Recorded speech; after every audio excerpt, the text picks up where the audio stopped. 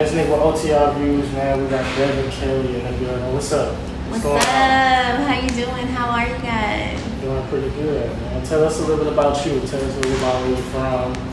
You know, the good stuff, the background.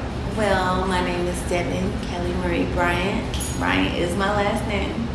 And I'm from Houston, Texas. I live in Los Angeles, California. I'm a singer, songwriter, producer, model, and studio owner. Okay. You guys are in my studio right now. And, you know, it's lit. Life is good. Okay. So, what was the first dream? Because it sounds like you got a lot of hustles going on. Well, they're not hustles. They just came with the career. Because when you're a music artist, you would love, of course, everyone wants to be a songwriter, but I actually am. Okay. I produce albums. I can do it for myself and for other people. Okay. I have to have a recording studio because this has to have an office, you know? Right. Period. Sure. So, you know, that part. And I do Afropop music, which is, you know, it sounds very natural because it's kind of like the same things like reggae or African music or whatever, but it's not R&B. It's, So, let me say this, that what was the first thing that you pursued first? Was it the first thing I pursued was singing and songwriting. Okay. But in singing and songwriting, you always have to have an album cover. So I had to learn how to model and take pictures because I had to have an album cover. You know what I'm saying? So now I'm just always taking photos, always practicing, trying to stay sharp, you know. So that's where that came from.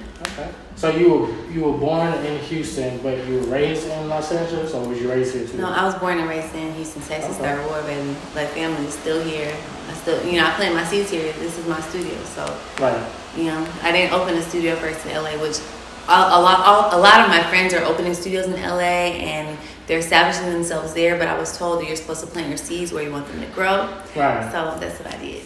Right. Plus, Houston is starting to become something. Houston has been something. It's just like I feel like sometimes we as country folk get a little complacent with what's going on. We don't want to change it. We don't want to change. Right. But I'm privy to change, and I'm cool with it. Okay. So, not how long, what project did you put out first as far as music? My very first project, like in life? No. The first project that you put out when you like started professionally? Well, I mean, I was kind of a prodigy, so I started doing music for like when I was like 13. So like my very first project was like a Christmas project or something called like Songs of Zion, because I was going to church and I wanted to sell CDs. I used to sell CDs out of my mama's trunk at church and outside the grocery store and school and like kind of like Nipsey Hussle. Okay. Kelly Hustle, that has a ring to it. Okay.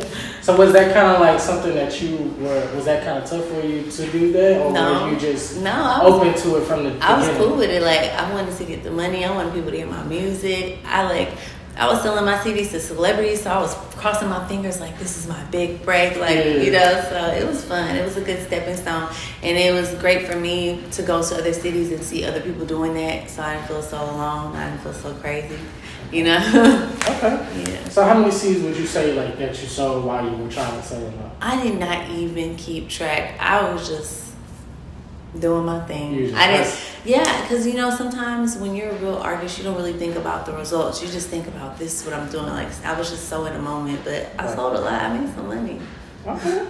All right. So what was the next big thing for you? What was it to make you like, okay, I need to get this business right. I need to get everything professional. I need to do this. I need to do that.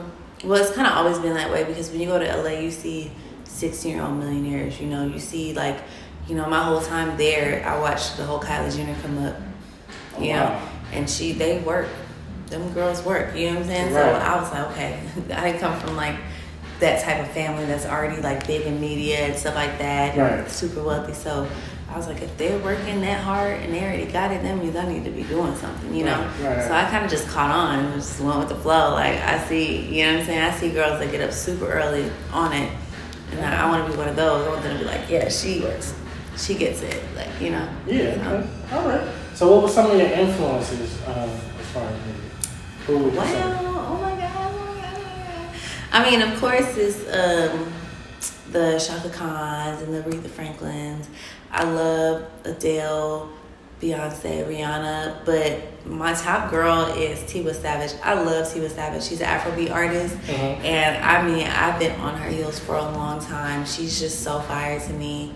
I love Tinny. I like Cuppy, Burna Boy, Afrobeat. Just all the African artists is just tearing it up. They're basically doing what reggae did in the early 2000s, but on a higher level because so many more African people and African artists, Afrobeat artists, are given an opportunity, like in real life. It's not like just 2-3 songs. It's like all of them are coming out here and selling out shows. I opened up for all of them last year, and everybody's selling out shows. Everybody's doing amazing things. So I'm just happy to be a part of the wave. Okay. So what lane would you say? Because like the females are popping right now. They kind of taking over the music. Yeah, I mean, right now, yeah. More than the guys. So what lane would you say you would want to go down, that you're going down right now? I mean, I'm going down the Afro-pop lane, Afrobeat, and it's not very lonely because actually Drake was doing this already 2 years ago. He did all those songs, Controller and all those songs with Wizkid. Right. And Wizkid is an Afrobeat artist. And everybody was sitting here calling it reggae. And I'm like, dude, that don't sound nothing like reggae. That's African music, bro. Wow. He just didn't always say it because Drake is the lane. Drake is the brand. So maybe I want to be the lane and the brand, but I'm always going to pay homage to what it is. I'm not going to let somebody say, oh, she's doing reggae music.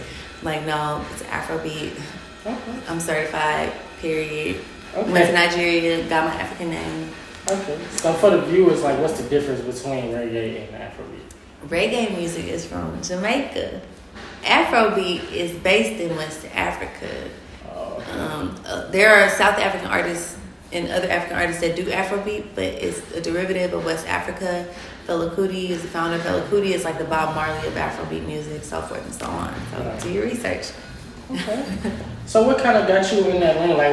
Like you from Houston, what made you want to get into the Afrobeat? Because, I mean, we don't meet a lot of Afrobeat artists. I mean, I grew up with international friends. I was in a singing group with a Nigerian girl growing up, and my roots are Cameroonian, Nigerian, Creole, Wales. So, you know, I just do what I am. I feel like people always sort of throw that word authentic around, like, oh, authenticity, authentic.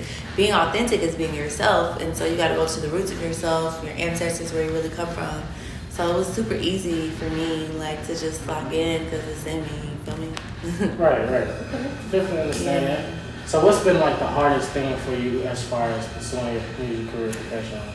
The hardest thing is just the respect thing as a woman. You know, I'm a studio owner, I'm a singer, songwriter, and I have a lot of things going for myself, so I feel like I don't have to whisper anymore. I never did. Right. But I feel like I don't have to whisper, I don't have to tiptoe through the door because it's my door. You know what I'm saying? And I feel like that bothers people sometimes. But I'm embracing it. Okay. What you mean, like, so you're saying like people would rather you just stand sit and look pretty, smile, look pretty. Right. And that's just not me. I'm gonna look pretty, but I'm definitely gonna give you some attitude. I'm gonna say no when it's a no. You know, I don't sugarcoat those things because it's my future. Right. And if you don't respect that, then oh well, you know. Because I mean, with music and being an artist, you really have to be bold and say what you mean, and you can't let people shut you up. And I used to kind of tiptoe around people, and now I'm just over it. I'm not doing that anymore. Definitely understand that. Keep it solid for sure. Okay, so what lane would you, what lane are your choice? Would you rather do the label route or would you rather do the independent route? Definitely independent. I did a song yesterday, and a rapper collaborated on the song. He says, Devyn Kelly fine as shit. She don't even gotta sign shit. And that's how I feel like. I feel like I got it. It's not even like a looks thing. Like, my business is good looking. Like, you know what I'm saying? Like, right. I got, you know, so I don't gotta sign nothing. I don't care what the numbers are. You know, everybody comes from somewhere, but I'm doing everything I say that I do, and I do it very, very well.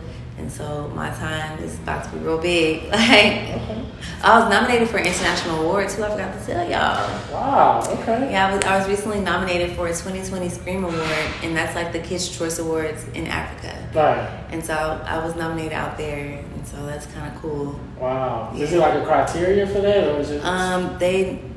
The fans nominate. It's fan driven, so the fans nominate you, and I'm the only American artist nominated, and there are several categories. Wow. So I feel so honored, and also Americans, they can't find out how to vote on the website, so it's literally just international. Right. Like, I haven't even had any votes or any nominations from out here. They're literally my fans in Africa just pushing for me, and I appreciate it so much.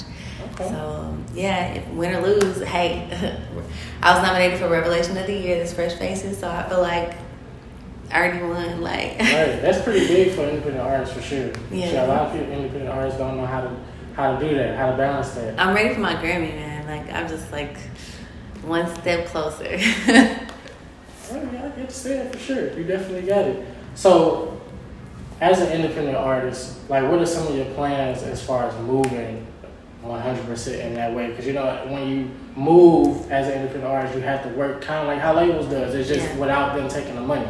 Right. So, like, what are some of your plans without giving it all? Well, I've just been investing in partnerships, whether it's bartering or money or whatever. I just invest in partnerships and find people that I can connect with as far as my vision business-wise. And I find people that show up on time. Shout out to y'all. And, you know, that's how I work.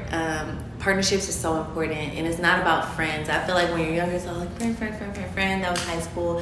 Now I want partners, you know. I want business partners. I want to talk about ideas, like, you know, not just sit and have drinks and party. Like, let's build for real, because there are some great things going on. Even during this pandemic, there are some great connections being made, you know, so I want to be a part of that. Okay. All right, that's perfect, right? Yeah. That's business minded too. So what kind of advice could you give an artist that kind of wants to go down the same lane that you're going down, but kind of like to get discouraged because they feel like, you know, they don't see that side? Like, what kind of advice would you give to them? I would say, don't be discouraged. I would definitely say get your own. Don't depend on anyone. Don't take advice, and don't listen to promises. Make yourself, write your own promises to yourself and check it off, you know. Because it's so easy for people to say things and disregard ideas or plans. But if you have your own plans, their plan is a plan B, because your plan A continues. So that's how I've, you know, moved forward. Even in times where I've been offered like deals and stuff, while I'm negotiating, I'm still working on my projects. Like, I'm not sitting like, okay, finally I got it. No. It's still go time. So just keep going, and I'm rooting for you, whoever y'all are. I'm rooting for you. Okay. Okay. But yeah, make sure you follow me on Instagram. Y'all gotta follow me on Instagram. I could tell y'all more about that. Yeah, for sure. For sure. We gonna get your Instagram and all of that. Oh, okay. So So what single are you pushing right now? Right now, I have a single called Fire that's out. It's amazing. It's an Afrobeat song. It's produced by the Afrobeat Factory. They're producers in West Africa. So all my beats from this EP that's coming out, are from Africa. So yeah, and then I have Material World that's on the way. It should be out in the next couple of weeks. I'm just working on something a little bit special. So, but my whole project is done. Okay. My project's been done since like January, February. It's just timing is everything right now, and I just don't want to be in ill taste with all the things that are going on here in America, or even Africa with SARS and police brutality. I take that very seriously, and I don't think that my music is more important than those things. So I just like want to just move in good taste. Right. Okay. Yeah. So for the people that haven't really just tapped into what's going on, because we have been hearing about it, like, if you could kind of give us a little bit of detail about what's going on with that. In Nigeria? In Nigeria. Yeah. Well, SARS and police brutality. And it's crazy because when I was in West Africa, I was very passive towards the energy between the police and the people, because I thought, okay, maybe I don't want to experience culture shock. So the things I was seeing, I wrote them off as customary.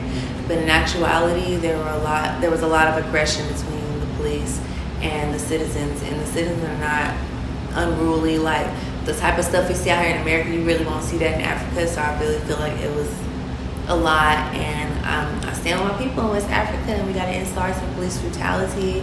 I didn't like some of the things that I saw. I just did not want to have anxiety or go into culture shock or act like I was just brand new to what was going on around me. But I saw some things, and I'm just praying for change for everybody around the world, because it was just so unfortunate that I can remember. And I remember I told my mom and some of the things I saw, and she was freaked out. She was like, don't tell me anything else. But I just thought it was normal. You know, if you go to a village or a different city, like the way they police is different. You just don't know what to expect or what's inappropriate. Right. So I'm just hoping that they can come up with some guidelines to put the people in a more favorable place, because in Africa, as far as behavioral wise, they have way better energy than Americans. I mean, they're so kind and so courteous. Please, thank you, may I help you?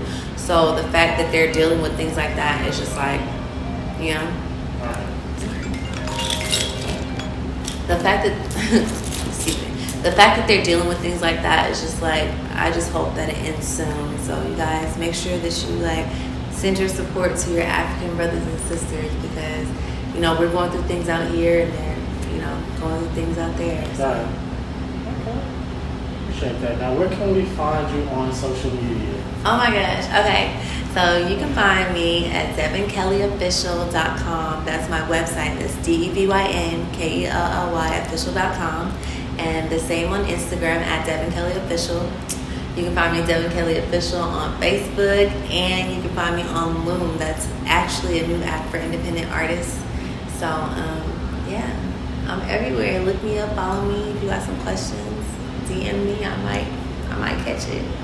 All right. We appreciate you. We appreciate your time, man. Make sure y'all go follow her now. And make sure you check out my new single, Material World. It's coming. Fire's out. Real Thing, the Afrobeat remix is out right now. And I'm so excited about it. It sounds great.